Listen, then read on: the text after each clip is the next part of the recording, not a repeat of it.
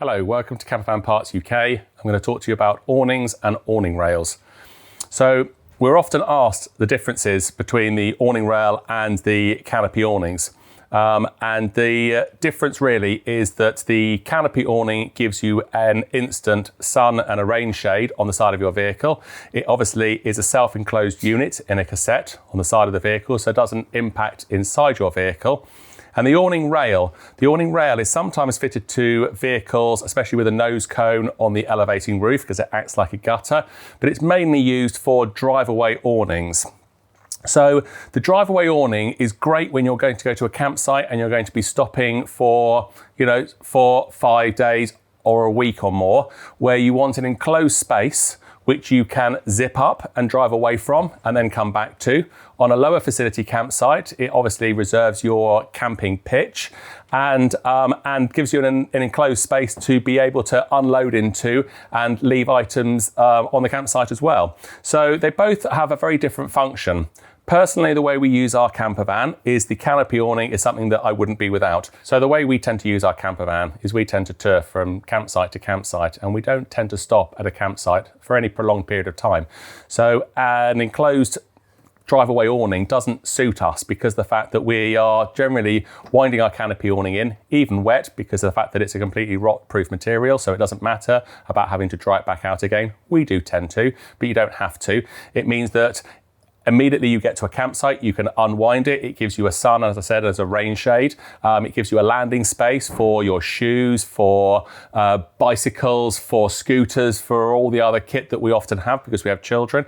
And it works very, very well. It's the last thing that we wind away when we leave. And as I said, when you're touring from campsite to campsite, the fact that it's so quick and easy to unwind and wind back in suits us. But for people that are going to a campsite for a longer period of time and perhaps want the enclosed space, either for the additional berths it gives or to be able to unload into it or hold your pitch, as I've said, that the awning rail really has that's where it really comes into its own. There are different awning rails which are on the market. This one here is by far the best. It obviously gives you a gutter, so that it means that any water running down the side of your vehicle is going to be taken away without just running into your door. Although it does have a channel in it, so you are able to put a sheet awning type into it. For a drive-away awning, there's no point in using a connector strip within the channel here itself. It just means that you're going to end up with 2 or 3 strips of plastic, which is going to have a gap in it somewhere, which is going to run with water if it rains. The bonus with this is the fact that with the rolled top edge, it does mean that the figure of 8 piece of plastic on most drive-away awnings can just be clipped straight onto the top of this, which means that anything falling on the tent side will just drain away, and anything the other side comes into the gutter and again drains away either side of the gutter. So it means it gives a properly waterproof seal to your vehicle. So it works really, really well. It's very, very easy to clip on because it's just a push clip on and a pull clip off. You don't have to start feeding figure of 8 pieces of plastic onto it. So it works really, really well. Coupled obviously with the Remo multi-rail end caps, it's a completely finished product. So these clip onto the front, and that obviously then contours around the front of your vehicle in order to give a nice neat finish at the front. And the rear plastic again finishes off the back. So it's a completely finished product and looks really good. The F45 canopy awning is our awning of choice. We've tried several different canopy awning manufacturers, and every time we've come back to Fiamma. Fiamma are the market leaders. It's tried and tested. Every single component in here is serviceable, so every single component is individually purchasable. The Fiamma awning fits the side of your vehicle on brackets. If you are purchasing this for self-fitting, please be aware that it's not just a DIY fit. These brackets need to be cut and altered. They needed to be rivet-nutted on the side of your vehicle, and obviously a fitting with a elevating roof. The elevating roof often has to be altered in order to accommodate the brackets. So the awning is really easy to operate.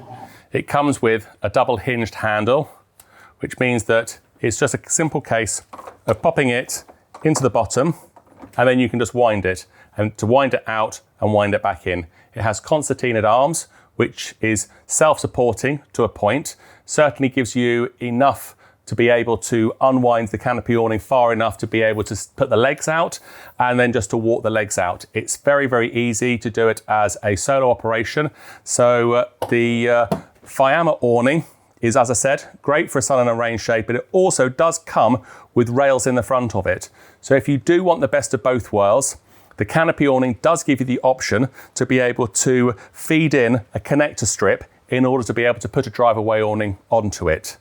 Now, if you do that with the connector strips, the negative aspects of having connector strips to slide on and one or 2 points for the rain to be able to come through is the negative part, obviously, of having this. So there is a slight downfall with using this for a drive-away awning, but it does give you that option to be able to have both. So if most of your motorhoming is touring and using the canopy awning, but maybe you're doing 1 week's holiday a year with friends and you want to be having the facility of a drive-away awning, then you can have that with this awning.